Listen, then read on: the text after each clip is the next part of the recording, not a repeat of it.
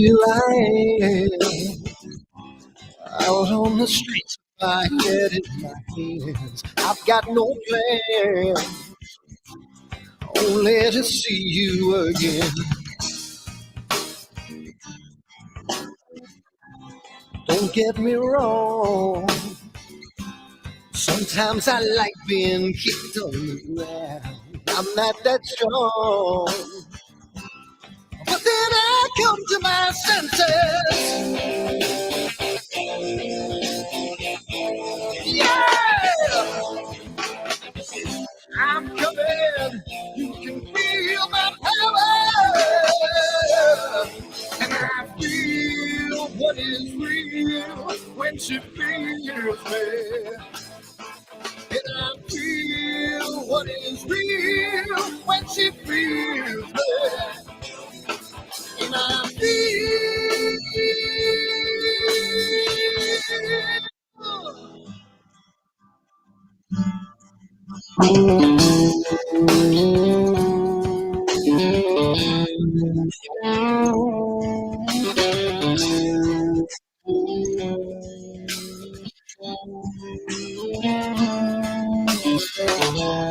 Don't be afraid to that man with the scar on his face. It's a charade. It's just the way you've been living. Yeah! I'm coming. Feel that power. And I feel what is real when she feels it. And I feel what is real when she feels it. Yeah. And I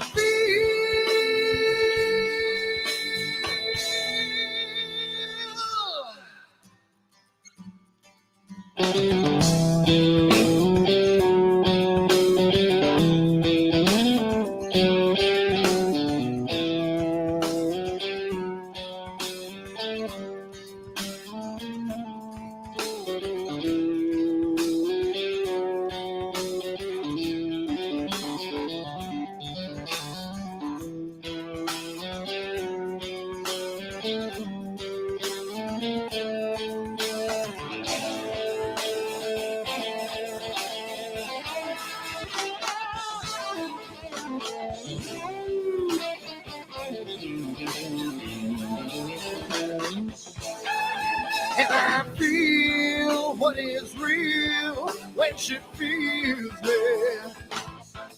And I feel what is real when she feels me. Yeah.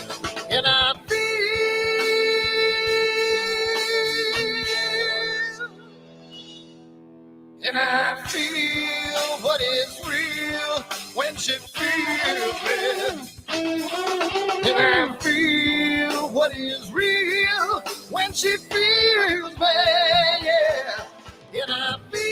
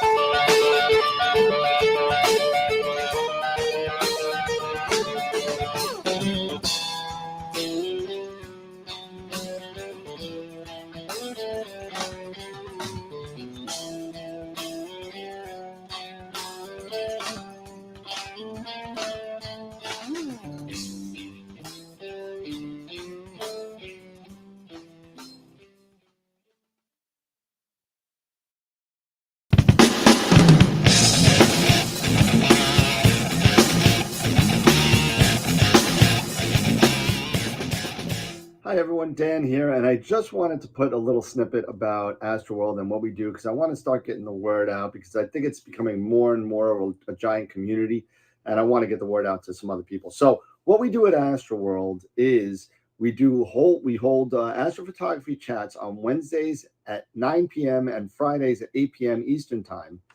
And we just talk astrophotography. Wednesday's more of a techie kind of advanced intermediate, and Fridays is more of a newbie kind of thing.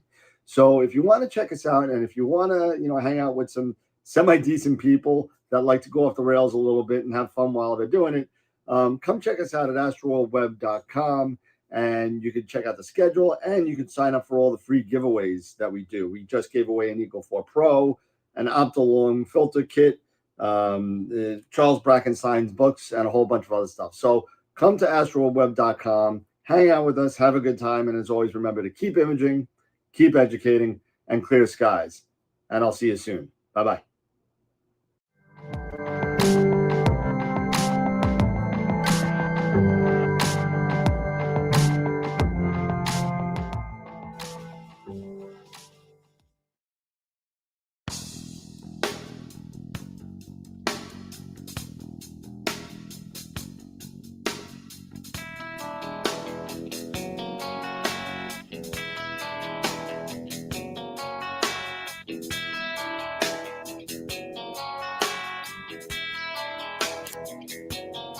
All right.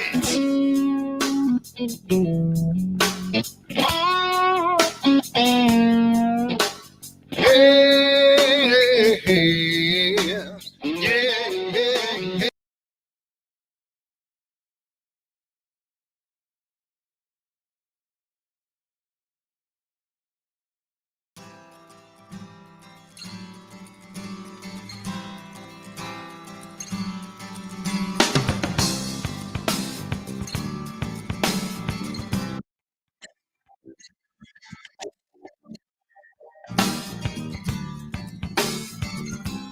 So here I am, out on the streets with my head in my hands. I've got no plans, only to see you again. Don't get me wrong, sometimes I like being kicked on the ground. I'm not that strong, but then I come to my senses. Yeah! I'm coming, you can feel my power. And I feel what is real when she feels me. And I feel what is real when she feels me. And I feel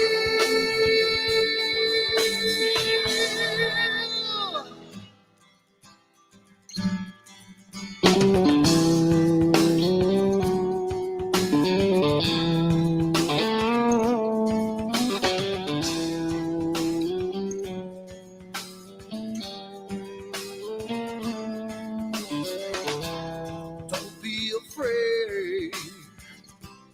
Don't do that man with the scar on his face. It's a charade. It's just the way you've been living.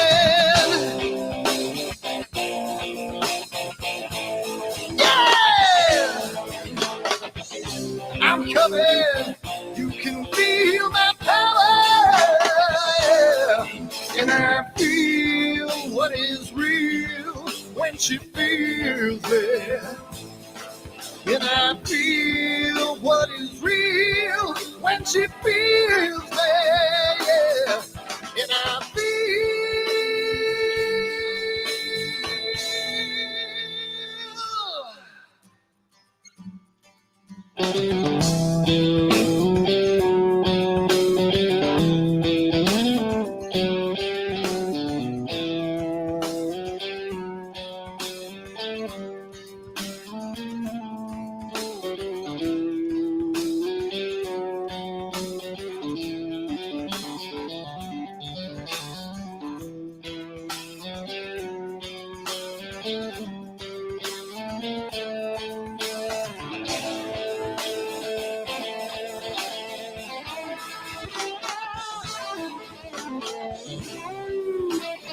And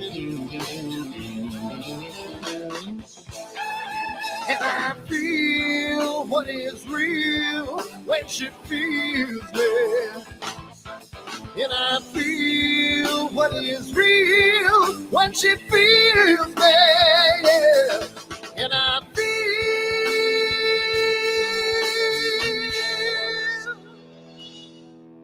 And I feel what is real when she feels me. And I feel what is real when she feels me. Yeah. And I feel.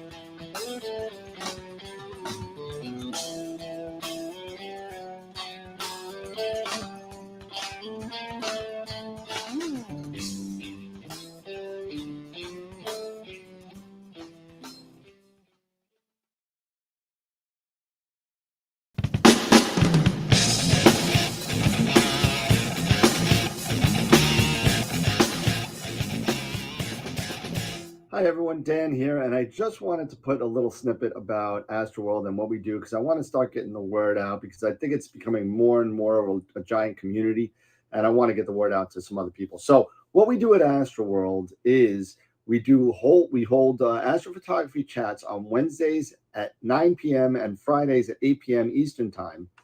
And we just talk astrophotography. Wednesday's more of a techie kind of advanced intermediate, and Fridays is more of a newbie kind of thing. So if you want to check us out, and if you want to, hang out with some semi-decent people that like to go off the rails a little bit and have fun while they're doing it, come check us out at astroworldweb.com, and you can check out the schedule, and you can sign up for all the free giveaways that we do. We just gave away an Eagle 4 Pro, an Optilong filter kit, Charles Brackenstein's books, and a whole bunch of other stuff. So come to astroworldweb.com, hang out with us, have a good time, and as always, remember to keep imaging, keep educating, and clear skies. And I'll see you soon. Bye-bye.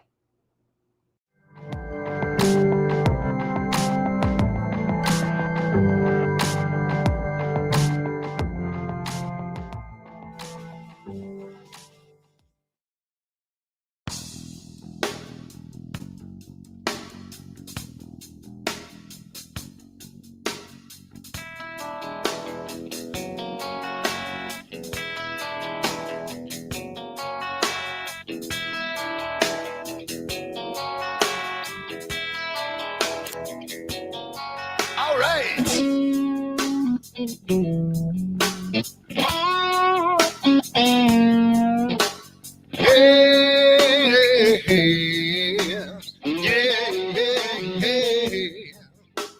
Where did my color go? Got your head in the sand. You can't be in control using a powerful hand. I wanna be you, I wanna see you. Don't taste the kisses of hate. Don't try to tell me, don't try to sell me, don't try to say it's too late. You're gonna push me to the edge, back me in a corner, making me stand in your shoes. Push me to the edge, hide a little color, it's black and white and blue.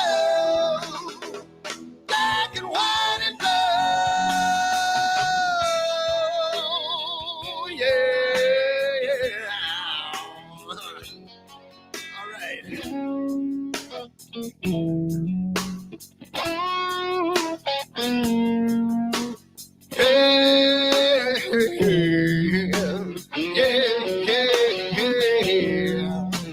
Cat learns to ring a bell. Rat gets free from the maze. We can We've been taught to love. We've got to learn to wait. I wanna see, I wanna be, don't taste the kisses of hate. Don't try to tell me, don't try to sell me, don't try to say it's too late. You're gonna push me to the edge, back me in a corner, making me stand in your shadows. Push me to the edge, add a little color, it's black and white and blue. Black and white and blue. Yeah.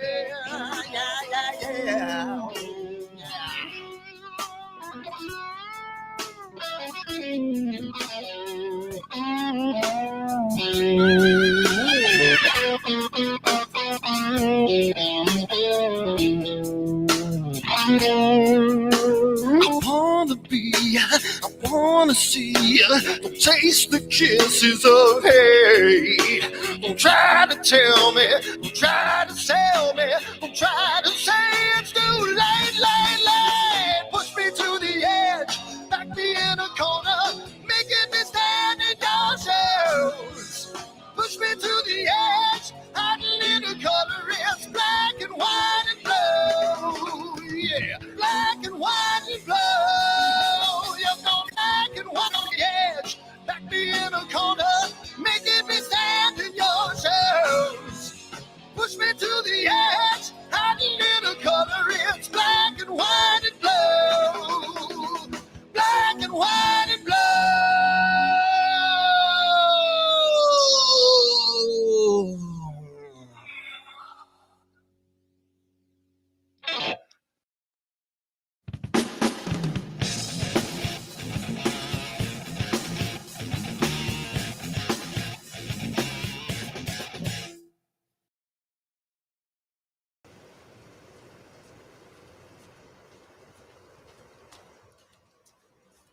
What the hell's wrong with my telescope now?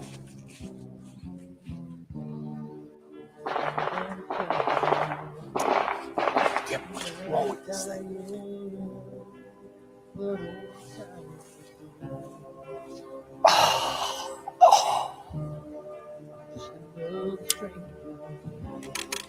The lost Lone Ranger, can I break this spell?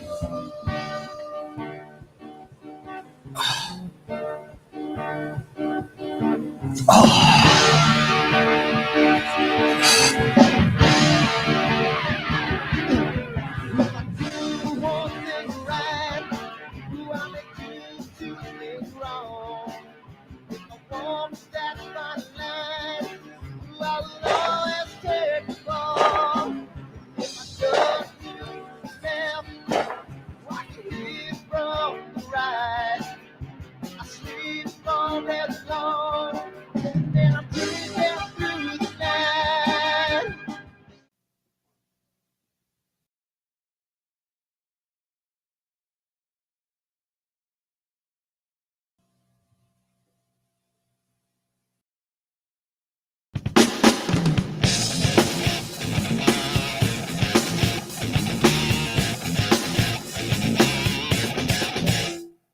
I've seen a lot of bankers, and I've seen a lot of cops. I've seen a lot of lawyers pull out all of the stops. I've seen a lot of children with their parents in their hands. I felt a lot of women who refuse to understand. Well, I don't think I understand why we're making such a fuss. And I don't think I understand what's come of all of us. And I don't think I understand why we take this world for granted. I just want to get right back to Guitar Players Planet.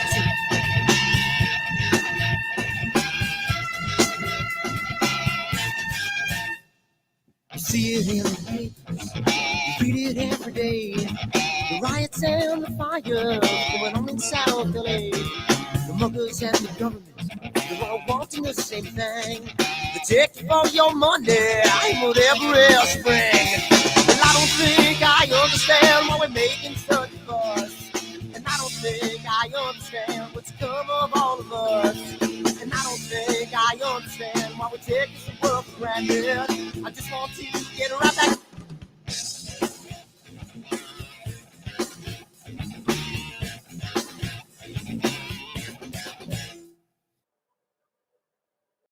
Good evening, everybody. How's it going? We are here with Ron Brecher tonight, all the way from Canada, from our friends from the Great White North. What's going on, Ron? How's it going? Good. How about you? Good, good, good. You know, it's good that, I haven't seen you in a while, I mean, I haven't been taking lessons. I haven't been doing anything, it's been a mess. The last time we had a good chin wag was when you were sitting in my driveway, Yeah. you and me and Sean Yep. last summer. And are you coming back up for Starfest this summer? Oh, I'll definitely be there for Starfest, but you actually may have the privilege of seeing me way before that in April. Oh, So- great. so, so, When and I'll bring up some good whiskey too. So, are you going to be at NEAT? oh yeah. Yeah, I'm going to be there too. So Yeah, so we'll have two tables at Neve. We'll have one table for the show and one table for the store. So we'll see will how you that be works at out. NEAC as well or just NEAF? On the fence. On the fence. I'm just going to be there for Neath myself. But NEAC was great last year, but it was just, it was the 4 days was just so exhausting. It was so much. I know. Intense. Yeah. I'm giving more talks. I might do an every other year thing now that I'm going to start frequenting, Neath. Maybe I'll do it every other year. I go every year just because I'm speaking at NEAC, which I love to do. Warren Keller, my partner at Masters of Picks Insight, he's going to be at NEAC as well. We're both speaking there. Okay, nice. So far, speaking separately, but you never know when some tag teaming could break out. It'd be like, Sting playing for, when they come out in the crowd and they just like, they just cut, it was great. I went to go see the Rolling Stones at Shea Stadium 20 years ago, and they're playing Honky Tonk Woman, and guess who walks out? You got Eric Clapton coming out playing guitar. So I mean, you had Eric Clapton on one side, and then on the other side, Bruce Springsteen comes walking across on the other side. Seriously? So it was it was incredible. What an incredible night! But it can be kind of like that. It's just as big in the AstroWorld, man. And you guys just come across. It's like Kirk and Spock, man. Yeah. What a show! Yeah, that was all. It was only for a couple songs, but it was pretty cool. So they came in. So I'm going to be giving just going back to Starfest for a second. I'm going to be giving a talk at Starfest this year, so I will definitely be there. Well, make sure that they spell your name right this time because it was always what was it, Ron Breakfast or something? Brecher. That's what they are. At NEAC. Yeah, it was horrible. The spelling was just horrible on everyone, and yours wasn't the only one. There was like 5 different spell things that were on the banners. They were wrong and everything. It was like you're all looking for the spell checker now. But yeah. So I think they did Plane Wave. They did something funny. It was with Plane Wave. It was Plan Wave. It was Plan Wave. Plan Wave. Yeah, it was Plan Wave.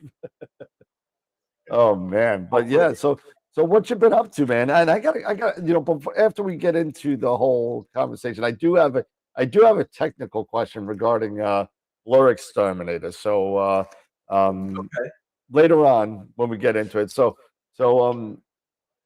what's going on? What you been up to? Well, it's been cloudy literally since the end of October. We had 2 we had 2 short clear breaks on December 14th and 15th. And there was a clear night when I was in California. I went to the Nightfall Star Party in November. I remember. Yeah, you and Tom were hanging out, right? Yeah, Tom Bramwell and I hung out there. Oh man, it was fun. We had a good time.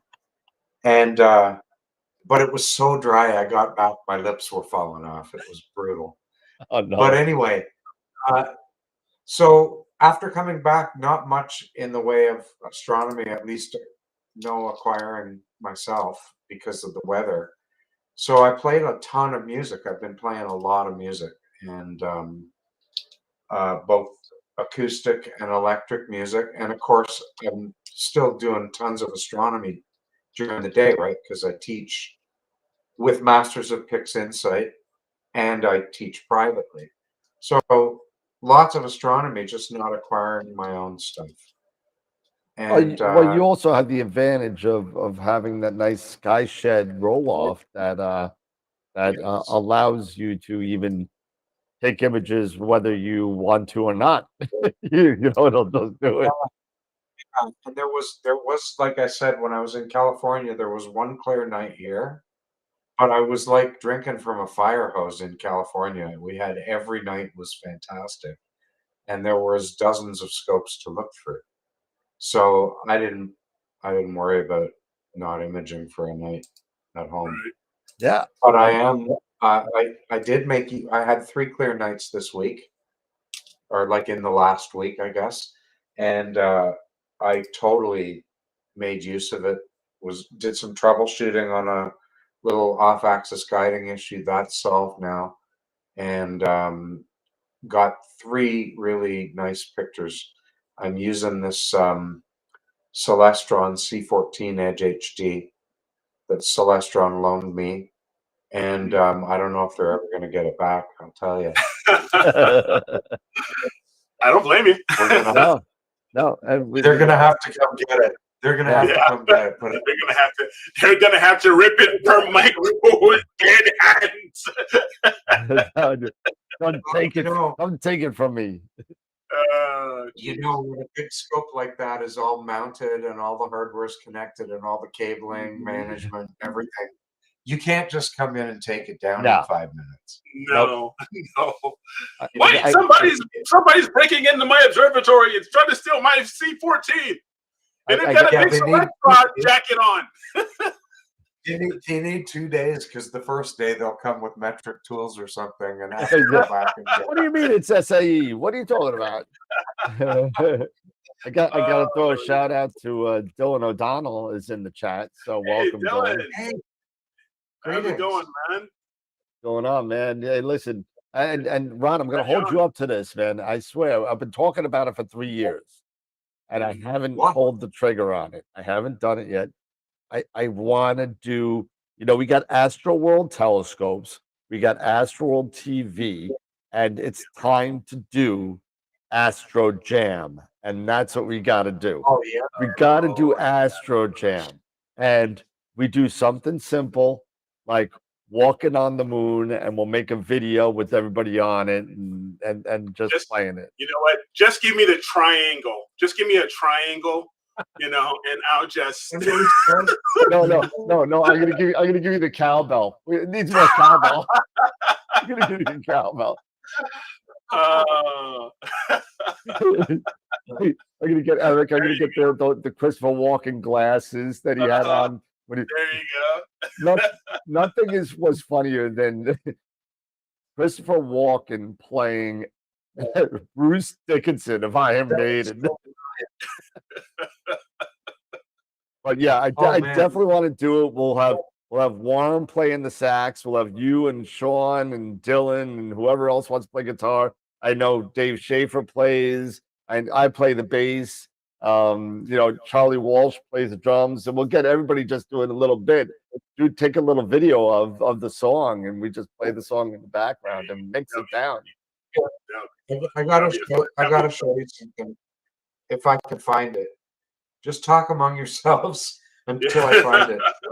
What are you talking about yourself? You're the guest. What are you talking? I don't know if you can see this. No, I'm sure you can't. I think see it's the musical score for Fear the Reaper, the cowbell part. Oh, perfect. It is. I swear. Oh, wait a minute. There it is. There it is. There it is. I got it. Fear the Reaper, cowbell. It's just I can't read music. I So know. it is. Now, if you know how to read music, it's even funnier than than what that 'Cause looks it's like. just All it is straight quarter notes. That's Oh, now all you need is like a like all American pair of Speedos, and you're good. oh, yeah. oh gosh. Can you believe I have that on my phone? The What a game. Speedos? No, the Oh. cowbell. Speedos. There's no Speedos on my phone. Oh man, I don't yeah. even think I've got any Speedos in my drawer. oh my goodness. Oh man, but Oh, so Ron, we know. I think we all saw your picture of the Needle Galaxy that just came out Yes. a couple days ago. Looked beautiful. And I'm assuming most of the stuff that you're doing now is with that C14, because you pretty much had that thing put together. I remember when I think your first picture, I think I was there for it. I think or very early in the time that you got it. you were there for the first light. The first light, right? I was Yeah. so proud. Yep. Yep. That was Yeah, that was in August. yeah. I think you were Yeah. doing the dumbbell. I think if I remember right, Yeah. dumbbell. Yeah, Yeah. the dumbbell. I think you were doing No, the crescent. The crescent. the It was crescent. the crescent. Okay. Yeah. But, And I had a collimation problem that ended up not being a collimation problem. It was a misaligned optic in the train. But anyway, that's all behind me. And I've actually got the best of both worlds because mounted on top of the C14, I have a little TAC FS60 with a one-shot color camera. a little tack. Just a little one. Seriously, it's a 60 millimeter, right? So It's still a tack. 360. Yeah, it's great scope. But on nights when the transparency is good, but the seeing is crappy, the C14 is really too big. Yep. To get a good picture. But I've got the little 60 millimeter to do nice wide field stuff on. So Yeah, there you best of both go. Nice. worlds. That's awesome. That's awesome. But, And if I ever get stuck, I can use it as a very expensive guide scope. yeah, just a little bit, So here's something cool. I was having problems with my off-axis guider a couple of nights ago. And rather than try to fix them because I didn't want to go out, it was cold. Didn't want to screw around. I thought, well, let's just see whether I can shoot unguided. So I shortened the exposure time to 1 minute, and I have a good mount. It's a Paramount MX. The PEC is trained, periodic error is trained, and I have like a 200-point pointing model. So I went unguided for 1 minute, and I got 3 hours. I didn't throw away a single frame for 3 hours. Wow. But I couldn't really go longer than 1 minute. 1 minute. So, yeah. But that's that little galaxy cluster that I showed you, Dan, before the Yeah, show yeah. started. Yeah, if you want to show That it, was feel free to show it if you want. oh, sure. So toggle screen sharing. Let's see, entire screen share, and let me. So for this one, I actually have to show you in Pix Insight because I haven't got a JPEG of it yet. Do you see my screen okay? Yes. Yep, we sure do. Okay, so open recent project. So again, this is about 3 hours of 1 minute subs.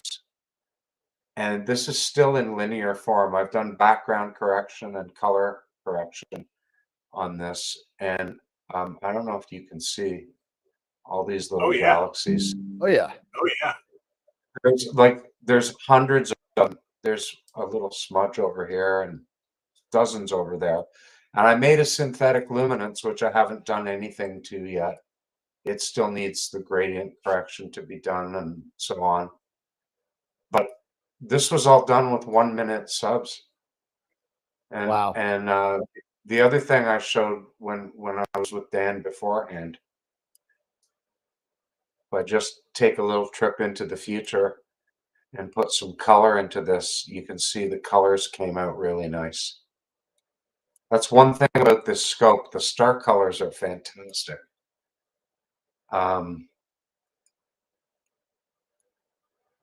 Yeah. In which 60 millimeter is this? This is not a 60. This is a Oh, 14-inch. Yeah, oh, this that's the is the 14. 14.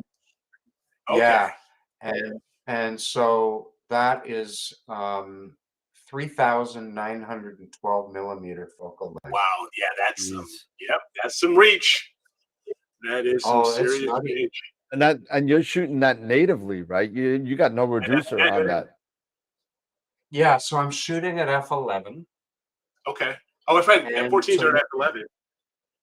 yeah, you would think that that would be really like photographic. It is really photographically slow relative to everything else. But even in 1 minute subs, because the read noise of the cameras these days is so low. And I'm actually using the double correlated multi-sampling readout mode. It's a new mode, readout mode in QHY that gives you better read noise effectively. So 5 1-minute exposures is a lot more like 1 5-minute exposure than it used to be. Wow. Technology. Yeah. Improvements, innovation. It's great. Yeah. Yeah.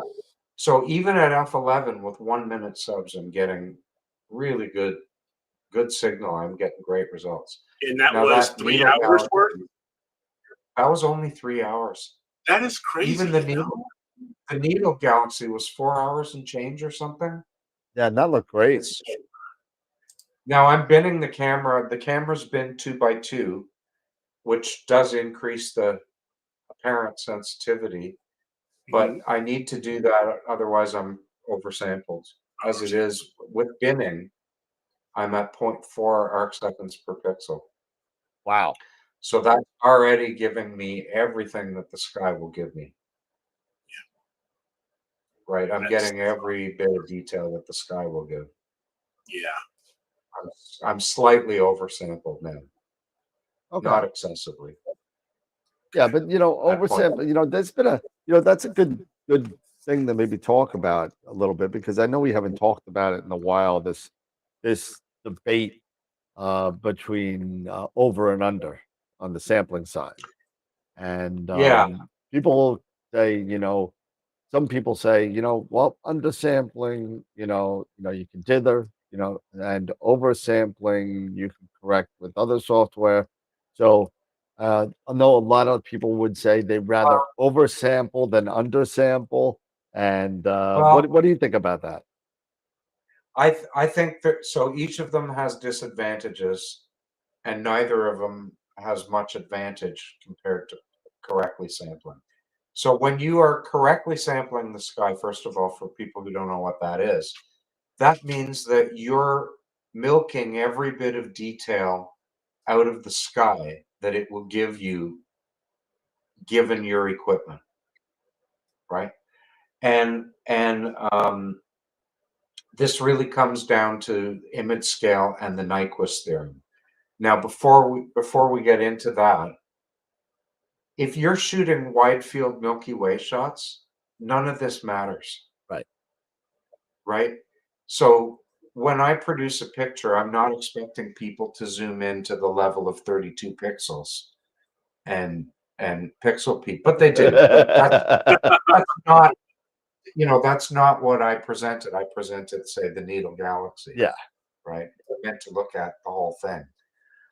Okay, but that said, if you want to take advantage of what the sky will give you, you need to know what you're seeing is. Because the problem that you have to solve, here's the problem that you have to solve. You have an analog signal coming in from the sky, and it's being captured in a digital medium. So the question is, how many pixels do you need to adequately sample the analog signal so that you can reproduce it digitally? Okay. So the answer is, 1 pixel's not enough. If you tried to sample a star with 1 pixel, you'll get a square star. That doesn't look anything like the thing you're sampling. Right. 1,000,000 pixels is probably too many. You don't need that many to show a round star. So the answer's somewhere in the middle, right? And it turns out that's where the Nyquist theorem comes in. And what it basically says is that if you get your get your star on a 3x3 grid roughly, that's almost enough to sample it.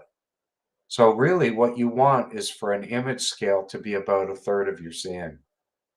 Right. So if you live, like I live in Southern Ontario, my average seeing is around maybe 2.5 arc seconds.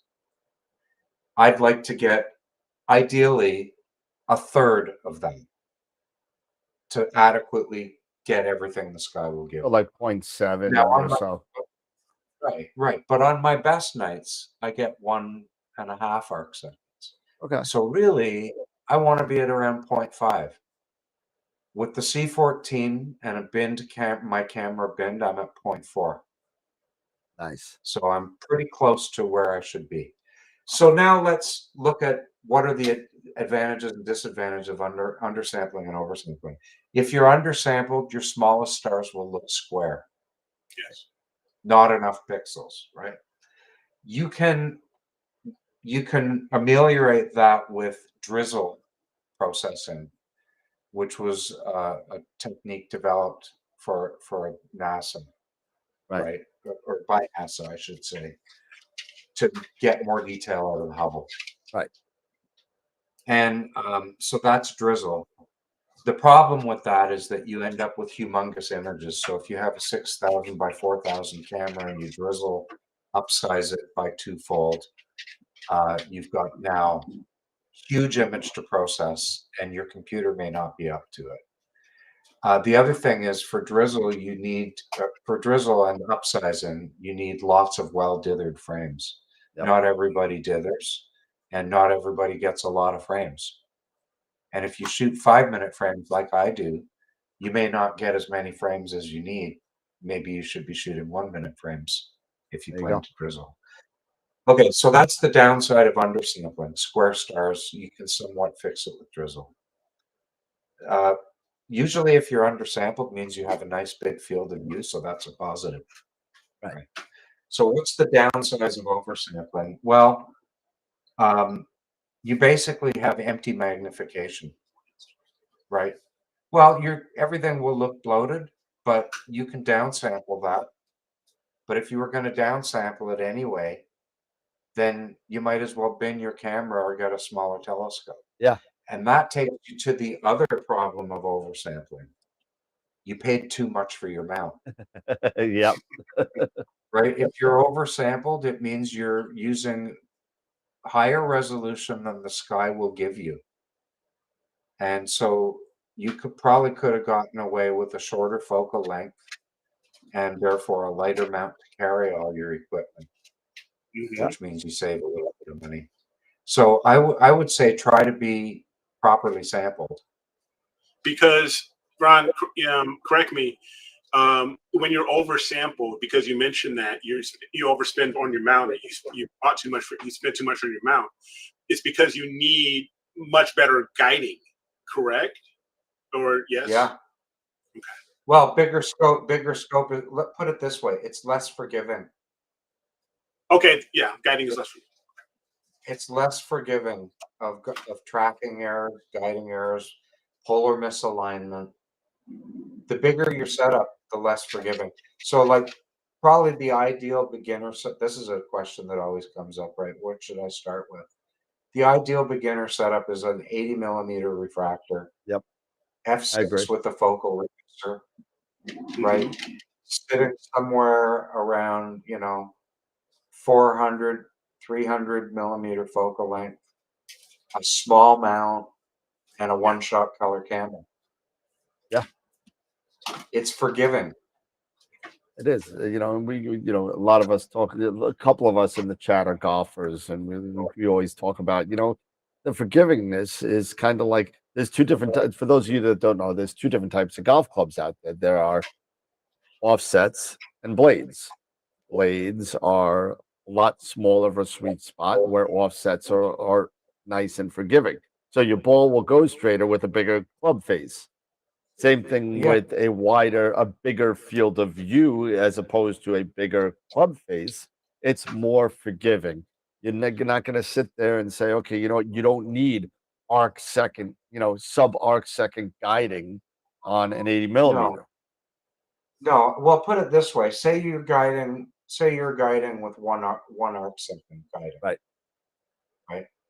If you're using, say, my 60 millimeter refractor, I'm at 2.7 arc seconds per pixel.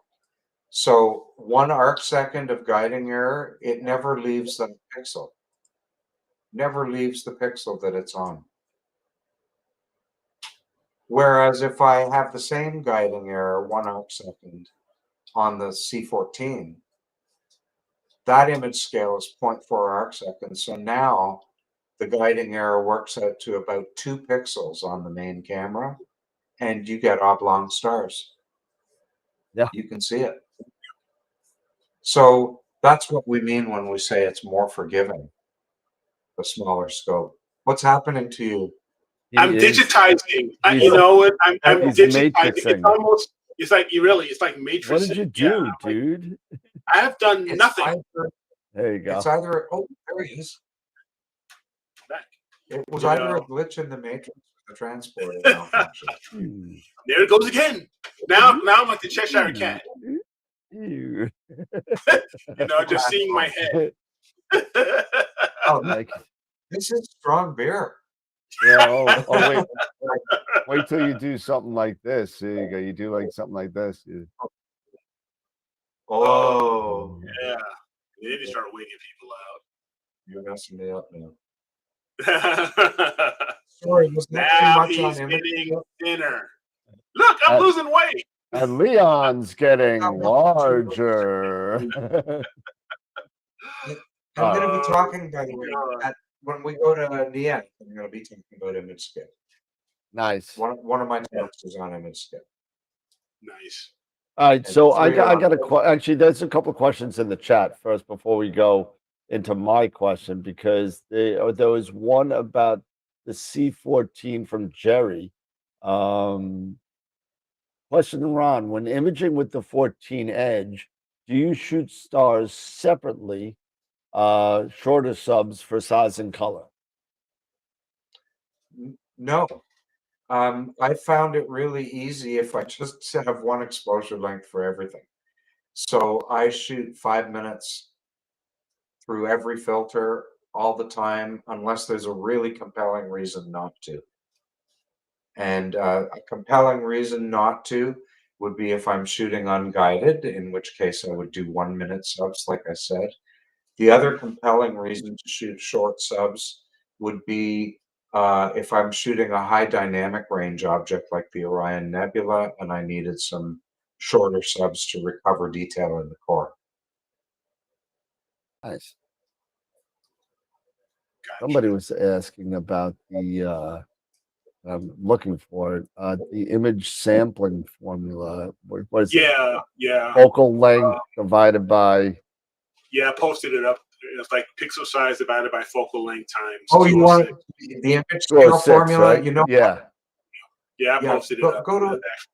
But you can go to astronomy tools. Yep. Yes. And they've got a pixel scale calculator there. Just enter the details of your sensor and your focal length. That image scale thing, by the way, it only depends on 2 things: focal length and pixel size. Yep.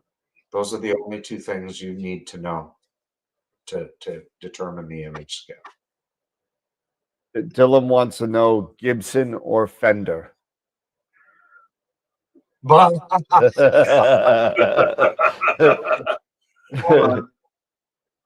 He's going to take out the PRS now. That's what he's going to do. No. Don't get me started.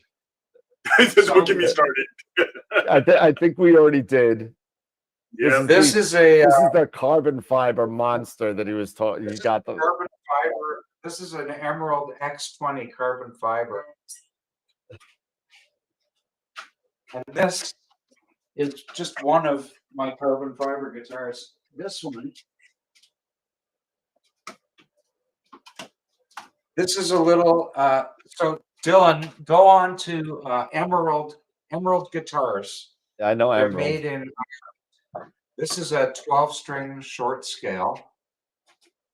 And it's all of these, they're completely carbon fiber. I don't know if you can see the carbon weave very well. Not, Yeah, not, yeah. a little Now I'm bit making on the black. Yeah, now now you can. Yeah, you might see the sound hole is offset at the top, which goes up to the player. And this little guy has like a mandolin voice. Yeah, you can barely hear the music, but Wow. Yeah. So yeah, and I also have a Gibson and a Fender. But I have a Martin D28 that unfortunately may never come out of the box again. These carbon fiber guitars are ridiculous. yeah. So We do have another question here for either of you want to answer. Chris was asking, how do you determine your seeing quantitatively? How do you determine you basically you determine it by proxy. It's not an accurate measure of seeing, but it's close, and that is the full width half maximum of the star in focus. Okay. That is effectively you're seeing full width half maximum or more stable half flux radius. But really, that's just a proxy. It's just a proxy for your seeing. Got you. So you can use it more for relative seeing. So on a night where I'm getting full width half maximum of 2 arc seconds, my stars are 2/3 the size of when it's 3 arc seconds.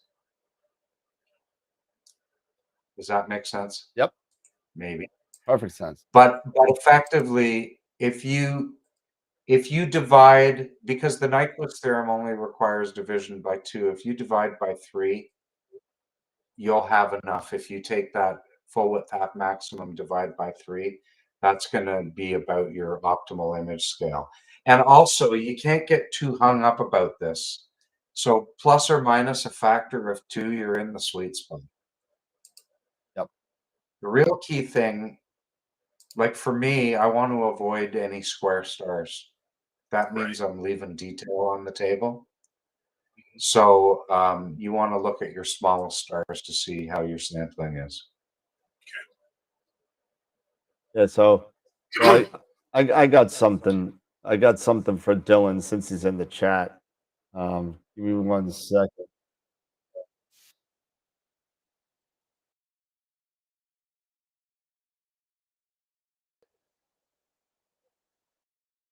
You playing music? Turn it up.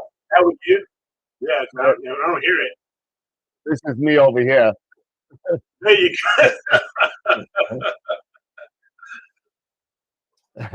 There you go. And just a flashback. There you go. There's the Rado man with the Rickenbacker. There you go. So Yeah, Josh, your question, can you determine you're seeing from something on ASI Air? It's I believe yes, you can. When you're looking at your stars, I haven't used my ASI Air in a while, but there is a spot where you can take a look at your stars, and I believe they do give you a determination based off of half flux diameter. That So the half flux diameter is just as good. I mean, it's a very similar measurement, and it's more stable to bad seeing. Yes. Than the full width half maximum. So the half flux diameter, if you divide that by 3, you'll be in the zone. Yeah. So if you take a look, my mind's drawing a blank because, like I said, I haven't used my ASI Air in a while. But you can take a look at your stars, and that can determine based off of that information, how you're seeing is. Yeah, it's really tough. Now speaking of which, now this kind of comes up to the question that I was alluding to before. So, Blur Exterminator, number one, I know there's been a bunch of questions recently and throughout the year that it's been almost a year since he kind of came out and just pummeled everybody with all this AI stuff. Oh, Gideon, that poutine or no poutine, Ron? Sorry, No poutine, no poutine, no poutine. no poutine, no ketchup chips. There you No go. cowbell. Yeah, done. But, Thank you. but so number one, I mean, the first thing I think we should kind of like talk about is order of when you should apply all these AI processes, because a lot of people are getting them kind of, what do I do first? What do I do second? What do I need to do first? What do I do last? When do we apply these linearly or non-linear? What do I do with these processes? Okay, so let's start out with just clearing a couple of things up. The tools may use artificial intelligence to do their job, but you need actual human intelligence to swing the hammer, Yeah, if you know what I mean. Okay? absolutely. So it's not just because we have the tools doesn't mean all the pictures come out fabulous. You can really overdo it or not hit it hard enough. When should you? And then the other thing I wanted to say, because I get asked, and I'm going to answer, but Russ Croman does a great job documenting his tools. If you read about those tools, he really does give a great explanation of when to use them and how to use them and when to use different options. But to cut to the chase, Blur Exterminator I use very close to the beginning of the workflow. Let's say we're working on a color image. I would do gradient removal with either DBE or gradient exterminator. I'm talking in PixInsight, by the way. Right. If you're using Photoshop, you could use Russ Croman's gradient exterminator or GrandExpert. So I do the gradient removal and the color balancing, and then I do the first pass of deconvolution, which is correct only. So there, all I'm doing really is fixing the stars so that when I do color calibration in the next step, the stars are in as good shape as they can be. Right after that, I do Blur Exterminator again. Okay. This time with default or adjusted settings to do the full deconvolution. So that first pass on the stars only was just to prepare them for color calibration. After color calibration, I do Blur Exterminator again. Actually, you know what would help here? I'm going to turn my screen on again. Okay. This would really help because just give me a second here. In PixInsight, I use icon sets, and they show the order that I do things in. So if I just open up one of my icon sets, this is like my default set. Oops. So the way my icon set works is I have a utility belt up here and a utility belt down here. They're not really part of the workflow. This is the linear part. This is the stretch. This is the nonlinear part. So what I do is I make my color image and maybe a synthetic luminance, and then I will crop both of them. Then I'll do background neutralization with either DBE or GrandExpert. Sometimes I try both because you get different results depending on which one you use. I might need to solve the image to use spectrophotometric color calibration, but one way or another, the next main thing is color calibration. If I have things beside each other, you do one or the other, but not both, or not all of them. So I might do plain old color calibration, or I might do spectrophotometric. I told you that if you have chromatic aberration, what you really want to do is have this correct only blur exterminator before color calibration. I'm updating my icon set as we go. And then afterwards, you want like a standard pass of blur exterminator here, right after color calibration. I'm renaming it. Then I take the stars in. So you were asking the order I do things in: blur exterminator, star removal, noise exterminator. And if you look at everything that I did in the linear state, it was all about taking stuff out of the image. So took out the bad, I started to take out the bad edges, take out the gradient, take out the blurring function of the atmosphere, take out the spurious color, take out the atmospheric effects again, separate out the stars, take out the noise. It's all taking stuff out. Then I stretch. And now everything else is about enhancement.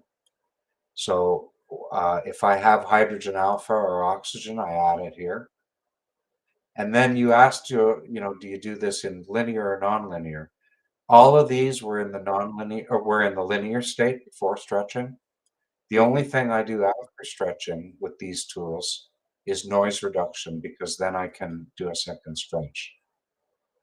And then all of this is just enhancement. And here's where I put the stars again, which I process separately. Okay, now I will breathe. Nice. All right, that's a really good explanation. Appreciate that, because I know we've had a lot of questions. Eric, you got some lighting. Yeah, issues I don't know going what's going on. It's just all of a sudden. I've been fixing it on the fly. I'm falling apart. It's You okay. really are. It's okay. Yeah. I'm just like, I'm falling apart here. I am so gonna. I wish I could just. I wish you were wearing a green shirt. Then you'd just be like. Yeah. Then I, you know what? And then it would all probably work together. I would just be headless. I'll be bodiless. I'll just be a big head floating around. Yeah, that's it. You'll be like Max Headroom. I think the real Eric has been abducted, and this is an imposter. Digital imposter. I know, it's crazy.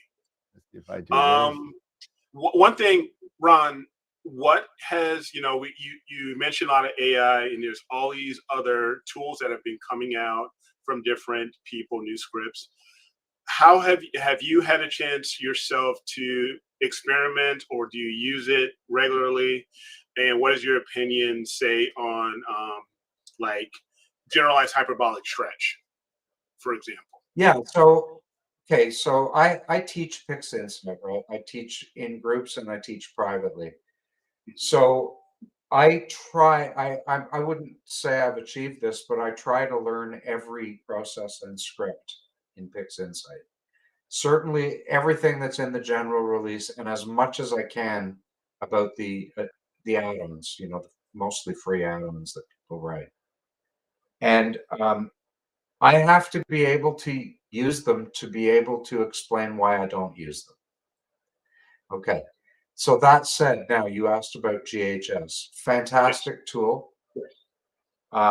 I can see why other people use it, because in some ways it's easier than the way I do things. But I get better results using histogram transformation, followed possibly by an HDR technique. And now there's more than one, right? In addition to HDRMT, we've got Russ Croman's color corrected HDRMT. And Jürgen, I'm going to say the name wrong, Jürgen Turpe's script that does, it's called Create HDR Image.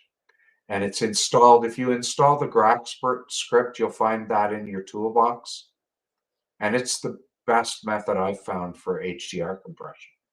Huh. So yeah, I try everything, and I try to get proficient, because sometimes I have clients that want to learn how to use GHS, and I can show them. Yeah. But usually when I find out what it is that they're trying to get that they're not getting, we can find another way to do it. But that put it this way: everybody has a preferred tool, and Yep, there's absolutely. lots of people getting great pictures. Yep. So it doesn't matter to me what tool you use for delinearizing your image. Hyperbolic stretch, generalized hyperbolic stretch works great. It's just not my go-to Yeah. technique. That's yeah. Everybody has their own, like you say. Everybody has their go-to. So yeah, for sure. Yeah, I like HT. I'll occasionally use ArcSine H stretch because it kind of has some of the best of both worlds of the mass stretch for color preservation and histogram transformation. You know what I really want them to do is give us one more control point in HT. So in histogram transformation right now, we have a blank, a midpoint, and highlight. Yep.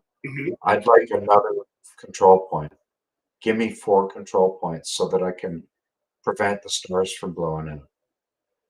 There you go. There we go. You Yeah. know? But that's not what I have right now, and I don't care anymore because if you noticed, I don't have any stars in my image when I stretch it. Yeah, exactly. So I don't need to. the next question I have is actually more of a personal thing for me. Now, Ron, you and I have spoke ad nauseum regarding, and everybody in the chat knows, and everybody knows my troubles in my backyard regarding the telephone wires and Your video. oh yeah, it's just Yeah. it's just Yeah. horrible. And so I believe it or not, I was talking to Sean today on the phone, and we were just yapping, we were just catching up on the phone, and we're thinking about, and we're talking about blur exterminator. I'm like, wait, so like these things really, like these telephone wires literally split my stars. Everything looks like Saturn. Everything has stretches across because of all the telephone wires. Yeah, Blur should fix them. That's I think I'm gonna try Blur Exterminator in the correct only mode to kind of bring them back. And if that's the case, my northern sky becomes feasible again, because right now I got Try it. 3 big telephone lines right in front of me that literally act like spider veins. Do they act like spider vein? Do they give you like a spectrum, a red, green, blue? No Different color color? change. It's just a stretching, Like like a a big splitting diffraction? of the stars, like a diffraction spike. Yeah, they might make those go away. Yeah, Try it. yeah. That's what I'm gonna say. We got Why not? we got another question from Tom Peter. Um, on the create Hello, Tom. HDR image script, how much percent HDR do you typically use? I use about 25% usually. You don't want so much compression that you turn it flat. So I use 25, but experiment. One of the nice things about that script, I'm pretty sure it has an on-the-fly preview where it updates the preview as you're adjusting the settings. Yep. Yeah, I used it a couple of days ago on the Andromeda Galaxy core. Also, it respects masks. So you can put a mask on your image first so that you're just compressing the part that you want to. The other thing you could do is you could make a clone of your image, compress that more than you want to, and then blend that compressed image back in through a mask. But I think if you mess around a little bit with Create HDR Image, the script, it does all those things, and you get a on the fly real-time preview. Nice. So give it a try. Everyone's making fun of me now. They're calling it Wire Exterminator, and hey, if it works, it works. The B, watch the channel because it's gonna come out. I'm gonna have it. I'll tell you something else. Russ is always looking for training images. Yeah. Right. So all of these AI tools only are as good as the images that they're trained on. So Russ might be very interested in receiving images of that specific aberration that you have and using them to further train the AI. Yeah, because I mean, I'm telling you right now, I use the AP scope in my northern sky, and I'm telling you, like any star that goes through, like if it's looking through the telephone wire, it's got this different, and it's not all the stars in the picture. So it really, it totally befuddled me for months. Didn't know what it was. Only some, because the telephone wire is they're not straight across. They're on an angle across my backyard. So not all the stars would be split. Only some of the stars in certain sections of the picture, and it was confused the crap Have out you of me for tried months. have you tried using a really big dither so that the spikes are in different stars in every I don't frame? think I could dither enough to get that type of result because literally I have 3 telephone wires in my northern sky, literally 30 feet in front of the objective. Yeah. So, and on the right side, in the top right, to the left side, the bottom corner. That's how it kind of works. It goes kind of down in the scope, and it just mostly it's just a really brighter. Well, you could see them in the dimmer ones, but they're not as prevalent. But you know, if I'm looking at the North Star when I'm when I'm polar aligning, let's say, and I'm doing it, and I'm seeing the North Star, and I'm seeing I don't have like a spider vein in my refractor. Have you thought about putting some fishing line across the refractor so that Yeah, all your I was spikes just gonna do it one way because it's all set the other way. So I'm just gonna go on a 90-degree angle and you know get some scotch tape and then I'm good. But hey, you know, Everybody's saying, Chris, this is Dan. Dan just needs to move. Matt's saying, simple solution, move. I do. Thank you guys. I appreciate what we're trying real hard to do that, and unfortunately, Long Island, it's a little tough. So eventually, it'll happen. We'll see. Yeah, Greg has a question here as Yep. well. Go. What drizzle settings are the best to use for one-shot color versus Hubble palette data in PixInsight if you have well-dithered images? Are they the same or are they different? It depends on whether you're undersampled or oversampled or correctly sampled. And it also depends on how many frames you have. And again, I'm going to share my screen so that I can show you this. Share and let me go back to PixInsight. So I'm going to assume that the person asking the question does drizzle using weighted batch preprocessing rather than doing it manually. Most people do it this way. And the drizzle configuration is all over here in the post calibration tab. So if you want it on, you need to enable it. And so what's being asked really is what scale should I use? What's the drop shrink parameter that I should use? And what's the function that I should use? So let's take those one at a time.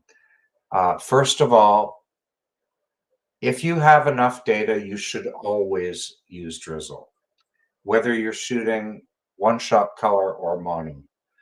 The latest thinking from the PixInsight people is you should always use drizzle, so this should always be enabled.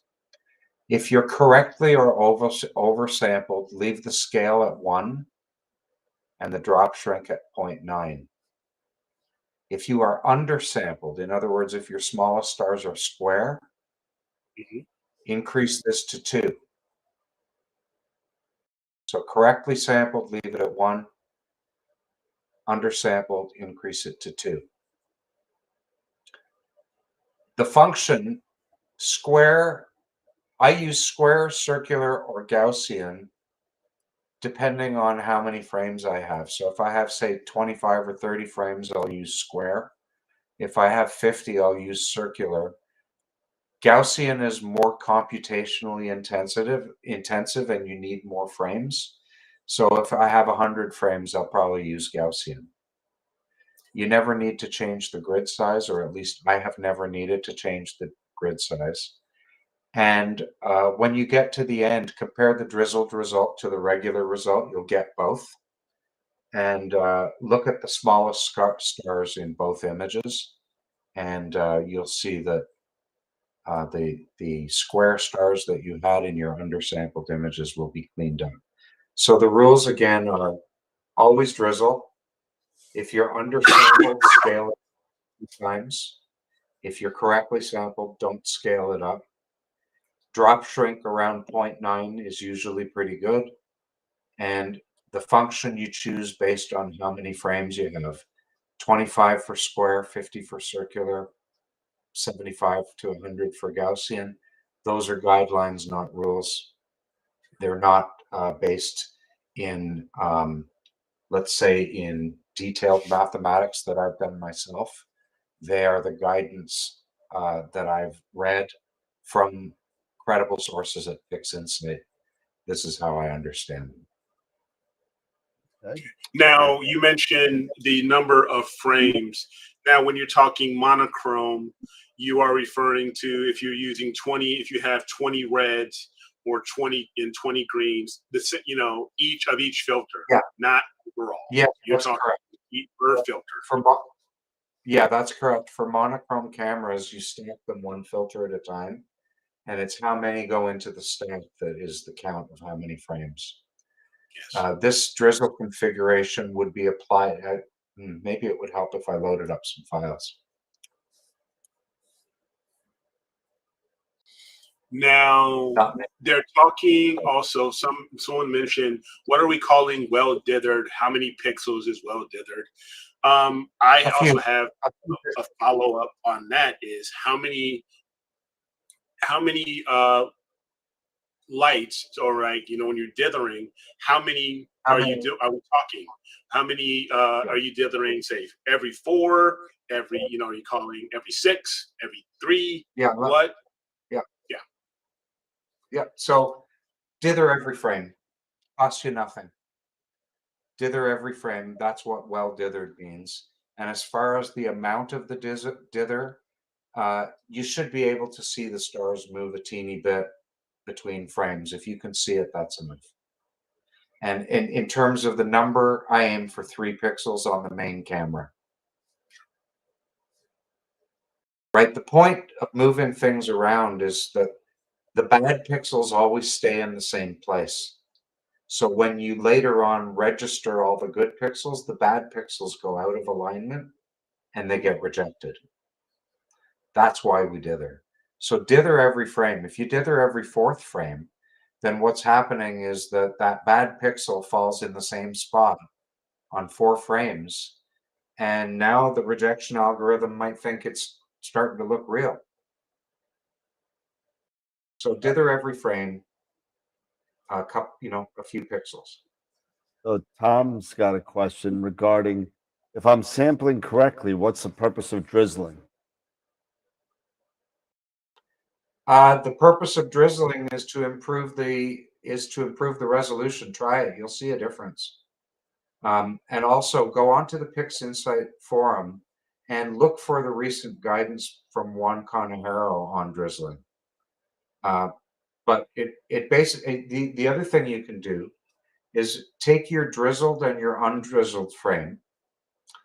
And I want to come back to something. But you can go into, I'm going to exit out of here. You can go into process, image, and image statistics. And you can get the statistics on your image, including the signal to noise ratio. Actually, signal to noise ratio, you're better off to go use the, under image analysis, use the SNR script that comes from Hartmut Bornemann. Yeah. And that'll tell you your signal to noise ratio. And you should see a signal to noise ratio improvement in the drizzled versus the undrizzled frame at the same sampling. So if you don't even scale it up, if you just use 1 times drizzle or no drizzle, so they're the same size and everything, you'll see the drizzled version looks better. Now, if you're using a one-shot color camera, there's a different reason to always drizzle. When you debuyer, your images, there's a type of interpolation that goes on that doesn't happen when you do drizzle integration. The decoding of the image is done differently, and it produces a better result. It used to be, actually, I think it might still be in the manual drizzle process. It used to be called CFA drizzle. Yep. Yeah, there it is. Now that happens automatically in the script if it detects a CFA image. But this does that. I'm going to call it debayering, but it isn't debayering. It effectively does it without the debayer, without interpolation, I should say, and gives a better result, measurably better in signal to noise ratio. Hopefully, I answered that question. Yeah. Cool. And Frank had a question saying, you said dithering is free. However, I'm seeing that when I'm guiding, it seems to take a very long time for the guider to settle when I dither. So there's a couple of things you can do there. The first thing is you can change your dither parameters. Maybe your dither is bigger than it needs to be, right? So all we want to see is a little bit of movement. The bigger the dither, the longer it's going to take to get back. The other thing you can do is, and you're probably using some software like PhD. Most software like that, I use PhD myself with the C14. It has a parameter in the dither settings, or your capture software will have this, that tells it how close do I have to be to back on the star before I can start imaging. So if you have that at a really small number, it can take a long time to settle. If you put it at a higher number, just incrementally go higher and higher till the time between dithers decreases. And so between that and making the dither steps a little bit smaller, you might find the cost of that dither becomes lower. Gotcha. Good. All right. Any other questions? Not at the moment. My dithers now, by the way, so when I had my settle tolerance set at 0.5 pixel, right? My dithers would always time out. My settle would time out after about, I think my timeout was set for 30 seconds. But what I did is I changed the dither the reset tolerance, the coming back tolerance, to some crazy ass number like 2 pixels. And it works perfectly now, and it settles in 2 seconds. Wow. Right. I don't see any error in the guide graph. Well, Josh had a question and asking if there's any harm in 2x drizzle if you're correctly sampled. Well, it depends on how much hard drive space you have and how fast your processor is. Everything is going to take 4 times longer and take 4 times as much space. That's going to be the main cost. However, if you don't have square stars in your image, you're probably not going to benefit from the upsampling. All right. Let's see.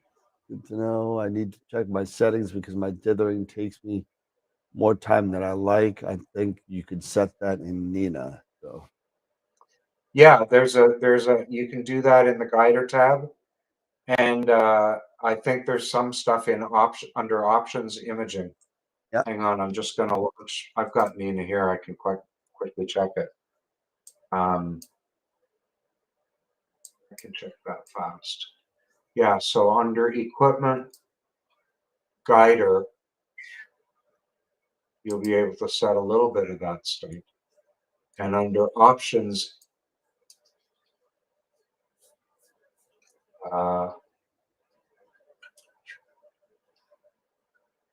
just a second here. Yeah, I think it's going to be under the main equipment tab under guider. After you've connected your guider, I'm just going to connect a. Oh, I don't. I was kind of hoping I could connect a fake guider, You can but do I can't. You do a simulator? Let's try. Yeah, I can't. I can't. Unfortunately, I don't have a simulator here that I can use to check that. But I'm almost positive it's on the equipment guider that you'll be able to set all that stuff. Gotcha. I'm not connected to the observatory computer. I have a copy of Nina here that I can use just for looking Just to at play little around. stuff. But if you don't connect, you can't see it. Gotcha. Oh man. So There was one website that I used. I don't know if any of you all have heard it. It was called the Interactive Dithering Calculator. And yeah, you probably have to put in the image scale of both. Yes. Basically, you put in the pixel size and focal length of both scopes, and it tells you how many pixels on the guide camera is equal to enough pixels on the main camera. The main camera. Yeah, I think so. Yeah. Yeah. And then it would tell you basically, then it would put out, go through the calculation, it would spit out, okay, this is how many, pixels recommend based off of that information, how many pixels you should dither. Yeah. Where your dither pixels are. And for me, coming out with mine, it came up with 13, with my current rig, So now, bear in mind, so I've done this experiment with my data at 0.4 arc seconds per pixel. If I have, say, 50 5-minute subs with any filter, the difference between drizzling and not drizzling is really small, but it's measurable. I can't see it with my eyes, but every time the drizzled version is better than the undrizzled version in signal to noise ratio. And we're doing, forget astronomy, we're doing ultra low signal photography, right? So the better the signal to noise ratio you have in every sub, theoretically, the better your master is going to be and the better you're going to do overall. Nice. All right. So, I'm looking for Any some more? more questions. no, yeah, Ernie was I gotta saying 3 pixels on the imaging camera or the guide camera, so I'm not sure for dithering. It's on the imaging camera is the only one I care about. You have to do a little bit of math to figure out how many pixels do I have to move on the imaging camera. On the guide camera. How many pixels do I have to move the guide camera to get 1 pixel on the main camera? And then whatever that number is, multiply it by 2 or 3, and you'll have a 2 or 3 pixel dither.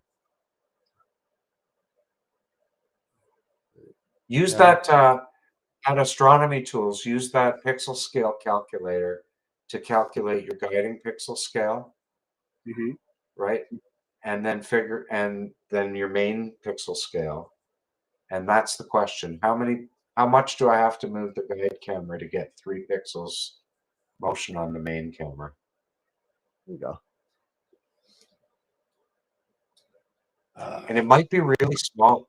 Like if you're using a small guide scope with a big focal length, you might only need to move half a pixel or a pixel on your guide camera to get a big movement on the main camera. I've actually started moving over and using mine, and a couple other people commented here as well, using my off-axis guider on on all of on both rigs, the large long focal length, and even my refractor. I have the smaller. Yeah. OAG.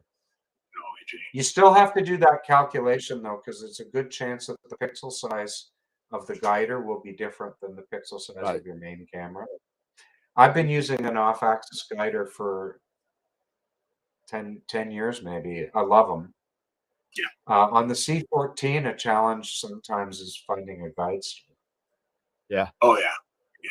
Get that focal length. But I really, the only times I've really had trouble is when the guide camera hasn't been properly, really tightly focused. Now, with something like that, with such a long focal length scope like that, and you're using an off-axis guider, are you using, like say the 174, the larger, with larger pixels, or are you just binning or anything like that? Binning 2x2. Binning 2x2. But I'm guiding at about the same pixel scale as I'm imaging, around 0.4 arc seconds per pixel.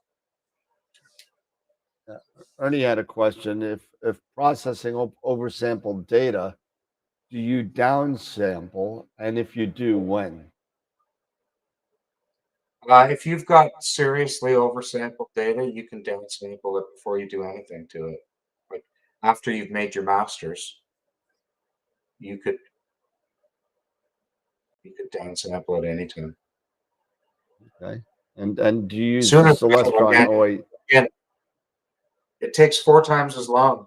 If it's got more resolution than the sky provided, you don't lose anything. Yeah.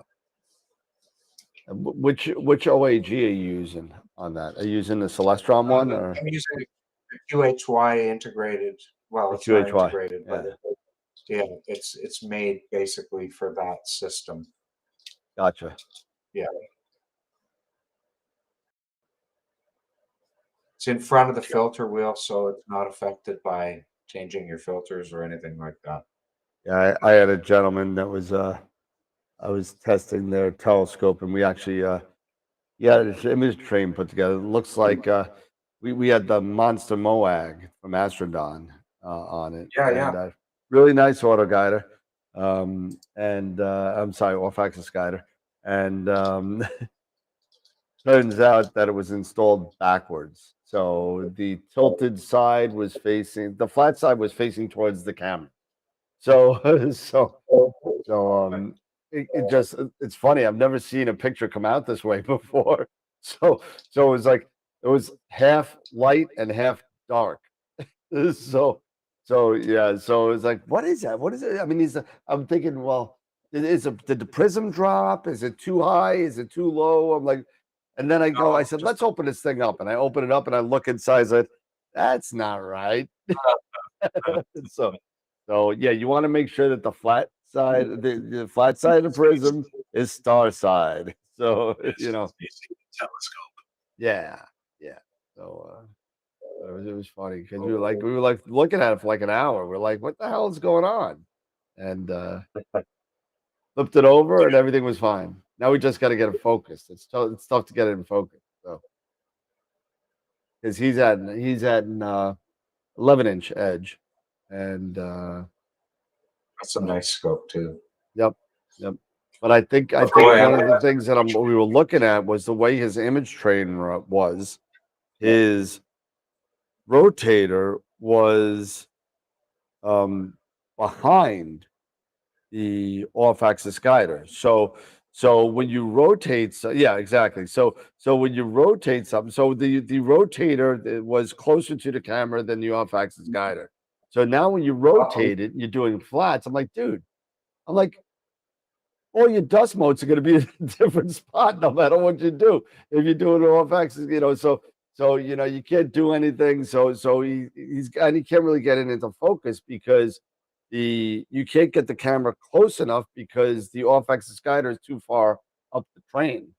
And so now we had to take that apart. We had to do a whole couple of troubleshooting there. So Usually the manufacturers, if you're using like an integrated set, if you're using one manufacturer's stuff, they'll have diagrams that show you exactly what spacers you need so that your OHD and your main camera come to focus at the same point.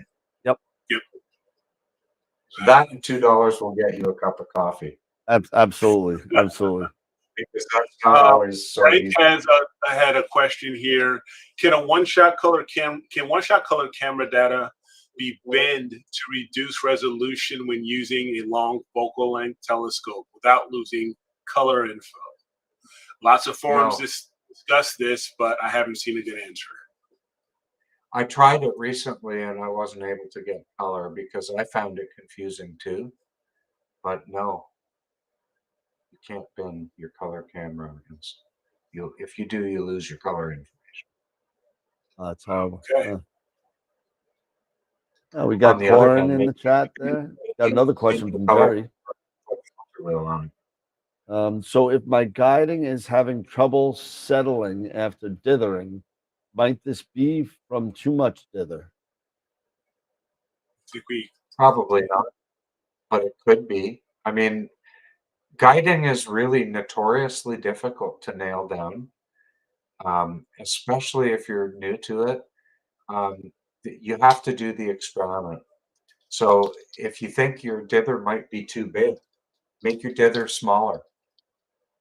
And remember, your dither doesn't, first of all, do the calculation. Do this by your objective. Your objective is to get movement on the main camera by a few pixels. So figure out what that looks like in a dither. You might find that you need much less than you're doing. If you're using an external small guide scope to guide a bigger scope, you may be doing much more dithering, like a bigger dither than you need. Frank had a question here, and I actually shot him my answer here, but I'd like to hear from you guys. In PhD 2, which guide algorithm should be set for RA and declination? Is there any reason to change it from hysteresis? My personal answer with this was to rely on the guiding assistant. If you use the guiding assistant, a lot of times, and you go through the maybe 1 or 2 worm cycles, it will come back and make recommendations. I know for me, on declination, I switched, I believe, to low pass 2 is what they recommended for me. So for me, it just depends on, it just based off of the guiding assistant and what, it told me. So what about you guys? Yeah. And you shouldn't have to run that every time. You should do it once and then use those settings. Yep. Right. So first of all, I agree with you. Use the guiding assistant. Follow the advice. But if you don't feel like using the guiding assistant because you don't want to lose 10 minutes of your imaging run, then use the defaults. Right. Use the defaults. With hysteresis and do whatever. They're going to be right most of the time.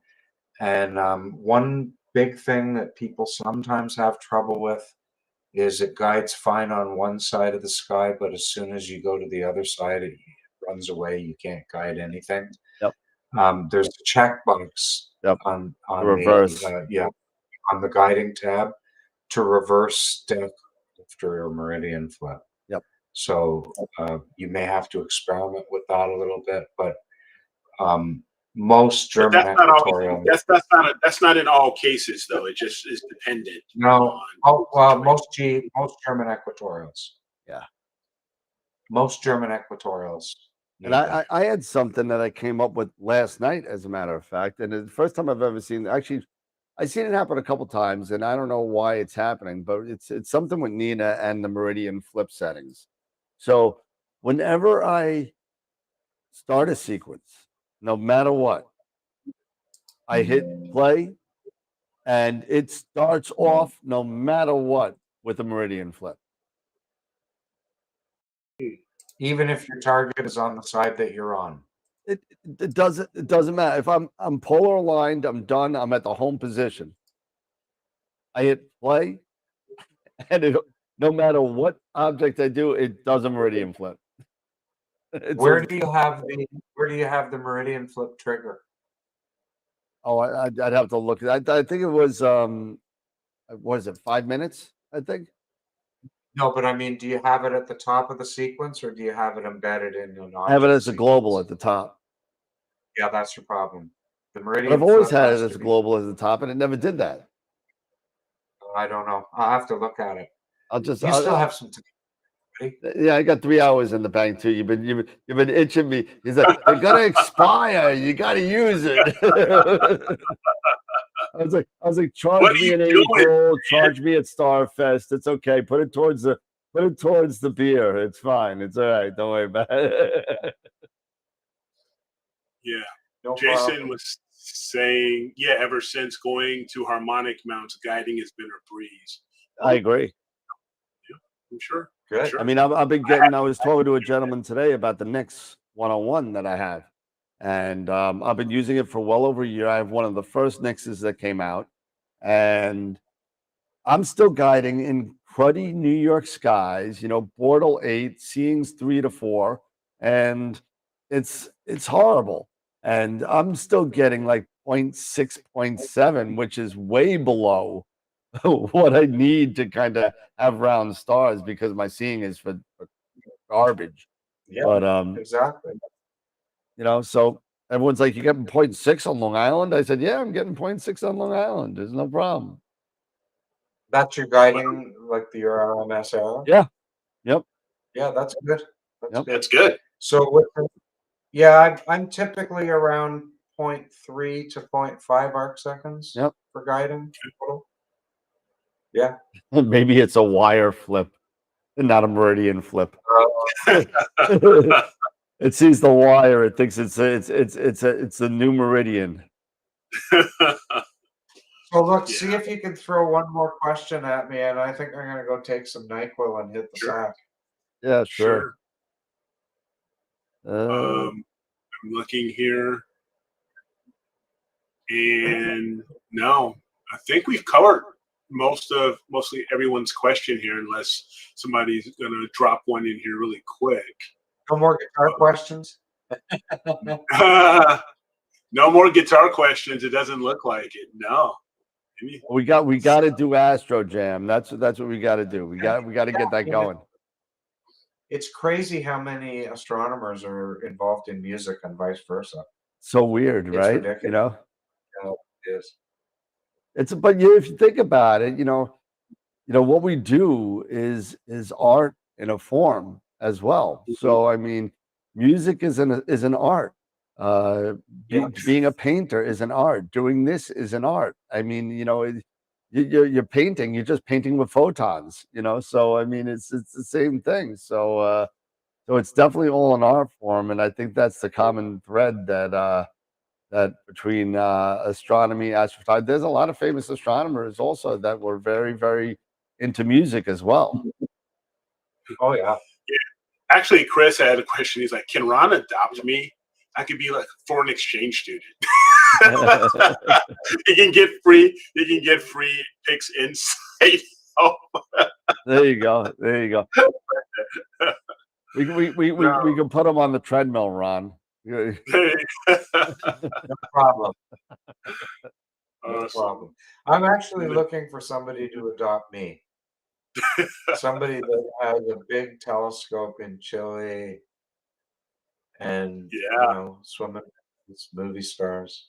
There you go. There you go. All right, Ron. Well, hey, listen, it's been a pleasure having you again. Thank you for coming on. It's always a great time coming and hanging out with you. I miss you and Gail and the rest of the fam. We got to get to know each other pretty well. We're gonna see you soon. Oh yeah, see you soon. Yep. I'll bring Jen up too. Before I go, I completely forgot. Oh yeah, Prue, right? So You know, I'm one of the people that teaches the Masters of Pix Insights workshops, and Pete, we have a workshop coming up on the 13th, next Tuesday.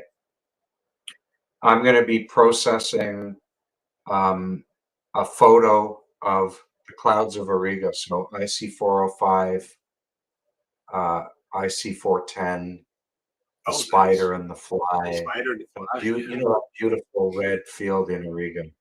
So I'm going to be processing that photo basically live from start to end, and if you come, you get the data, you get to do it yourself. And we have a $5 discount for that, and the coupon code is MOP, M-O-P, MOP, and you can register at Masters of Pix Insight if you want to. We'd love to see you there. It's a lot of fun. It's getting to be kind of like a family. We get, you know, anywhere from 50 to 200 people at every workshop. That's So, awesome.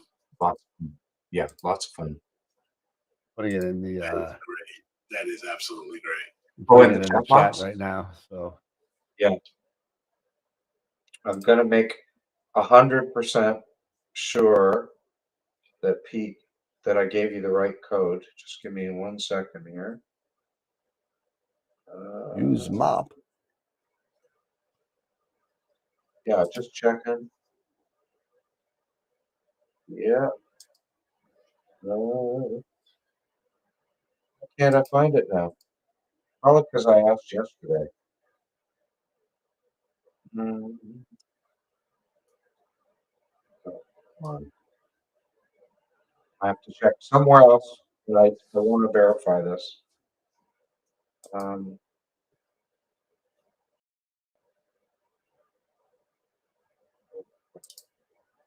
That's one of the things about COVID, man. It makes you really fuzzy in the head.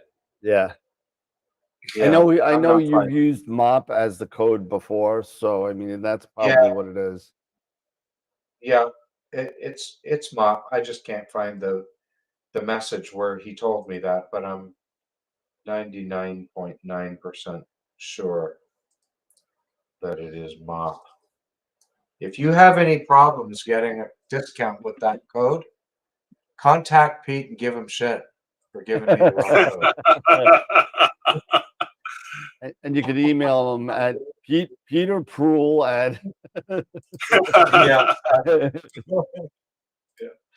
No.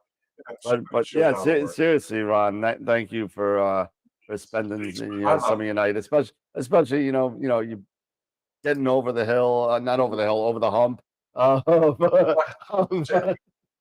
of COVID, and If you you want to still be considered my friend. I know it's almost Oh, past your Daniel. bedtime. I know. I'm sorry. You know. So. Oh man. Guys, thank you so much for having Thank me. you. I And for all the appreciate it. people out there in La La Land, thank you for your questions and for tuning in. And this is great. I've known Dan, we've known each other, what, about 4 or 5 years now? 5 years, yeah. I've kind of watched this all go from the beginning.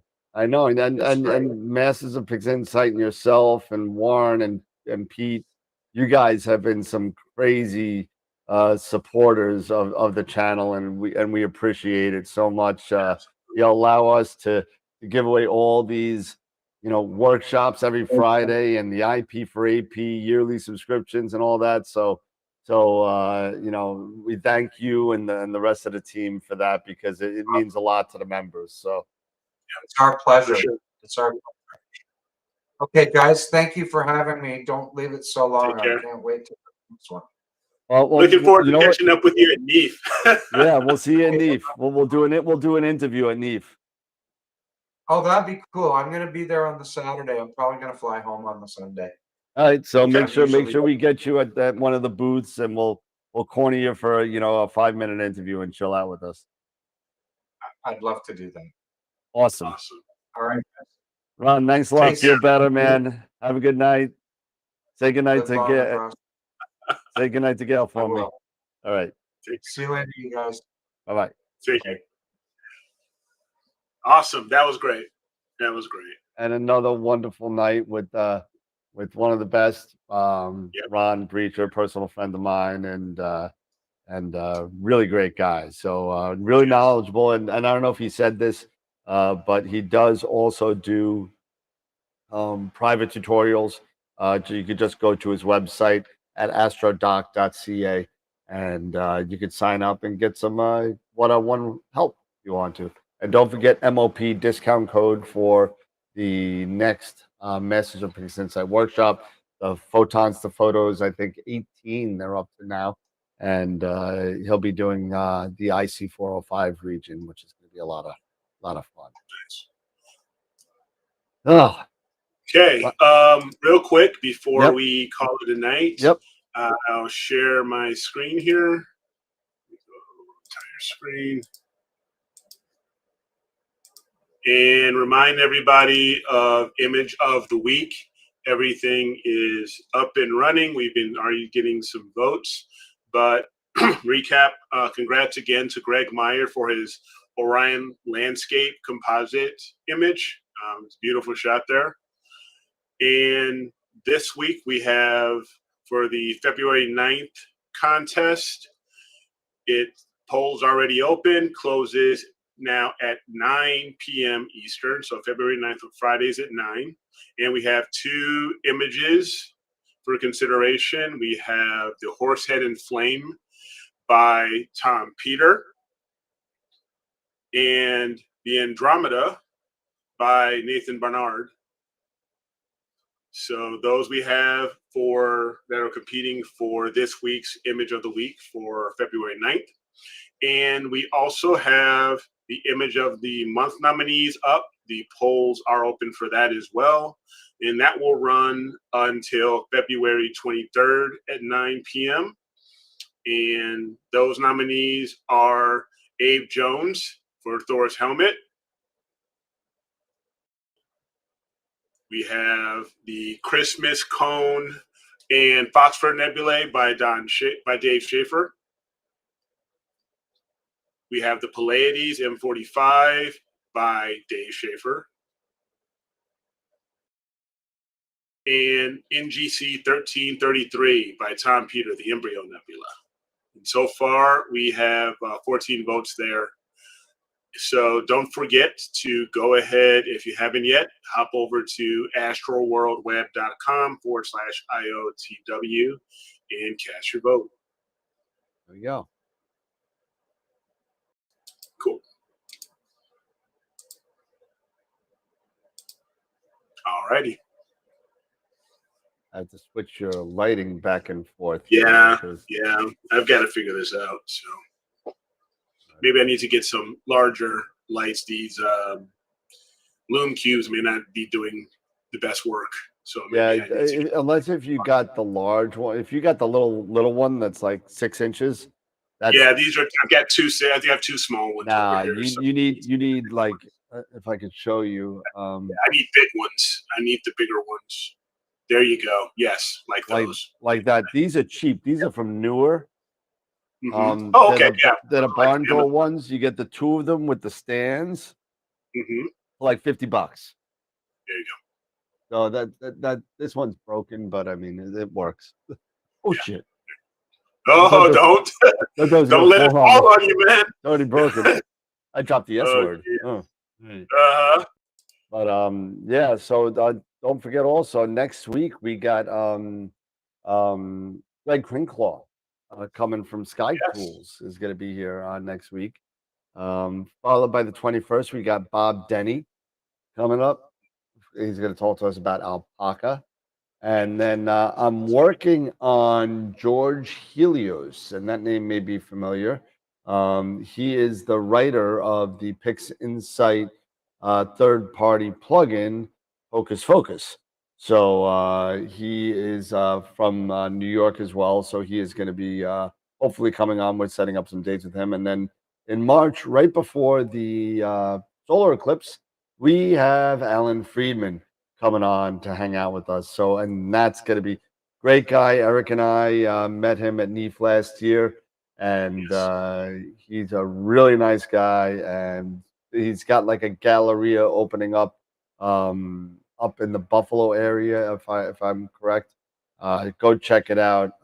Just Google search Alan Friedman Solar, and his website will pop up, and you could go check out, see what he's got coming. So it's going to be a lot of fun. What else? So picture of the week, picture of the month. Oh, calendars. I've been getting a lot of questions about calendars. Okay, so the final proof has been mailed to me already. I'm just waiting for it to come in, and I know it's a little bit later than what I thought that everybody would be getting them by. So I do apologize for the January winners that it didn't come out in time. But you know, they the calendar is on its way to me. Once I approve it, I will place the order for the 30 plus calendars that are back ordered, and hopefully you'll get them very soon. So I should see those probably within the next day or so, and then I'll place the big order. So I apologize for how long it's taking, but I just wanted to make sure it was right. That's all. All right. All right. I guess that's about it for tonight, ladies and gents. Great show. Final thoughts, Mr. Eric? Yeah, Mr. Pixelated over here. Yeah, no, no, Mr. just I again. need better lights. Yes, I need better lights. No, again, thank you again to Ron, for his time. Thanks to everybody for joining us. Really appreciate it. Really appreciate the continued support. And don't forget to give us a thumbs up if you've liked, this show and like the other shows and the things that we're doing. If you're on Facebook, don't forget to share the show. And hey, if you see us on the replay, if you don't forget, thumbs up. We would really appreciate it. So. And it's all it really is just a click of a button. So, yep, no skin off no skin off your back. And please, if you're really a super fan, and a lot of you people that are in the chat are literally here every week, take a link to your favorite show. All you people are on social media. Take a link from a show from 2 years ago. I don't care, and post it on Facebook. Post it, whatever. Hey, check this out. Check that out. Look at what they're doing. They've been around 5 years. You don't even know who they are. Check them out. And share the show, and share a link to your favorite show, to your favorite guest, to whatever you want. It helps out the show to get the viewership up, so we get more people involved, and we get, and listen, I'm not saying I don't love the same 30, 40 people that are in the chat every week and twice a week. But it's nice when you see a new name there and you say, oh, I haven't seen that name there. So, and they usually have a lot more questions. And it's nice to get new blood in. So please share the show, share a show with somebody in your social media, whether that be Instagram, Twitter, Discord, Facebook, whatever social media platform you're on. Just share a link and see, let people like it. Even if you just want to share my Close Encounters video, that's fine.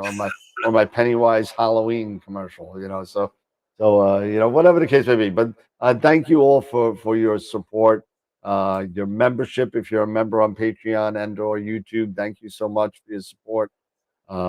We got a lot of stuff going on coming up. We got Neef coming up. We have Cherry Springs coming up. We have Starfest coming up.